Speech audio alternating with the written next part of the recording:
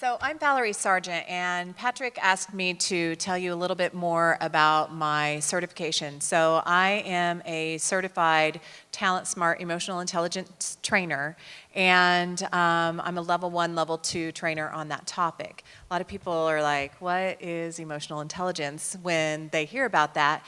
And essentially it's being able to recognize emotions within yourself and also within others in order to manage yourself more effectively on the job and in your relationships with your coworkers. So I go into organizations and we perform assessments and go through an entire day of learning about self-awareness, self-management, relationship management, and then that social awareness, being able to understand what's going on with those in the organization. And, as I hear you, Amy, talk about company culture, a lot of times there are unwritten rules with company culture, and especially like you were working within a family environment. And sometimes it doesn't matter, family, professional, you put two people in a room together, there's automatically dysfunction. It's just like everybody has their own personality, everybody has their own history that they're bringing into the office, their own personal baggage for that day.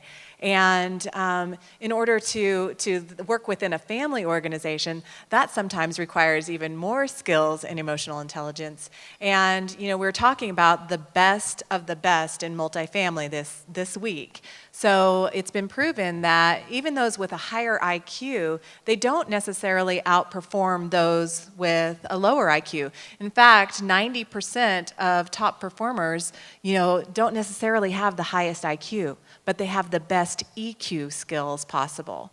So in being able to figure out, what needs to happen within a culture, you talk about characteristic, you talk about being trustworthy, having people depend on you, that all is very important from an EQ perspective.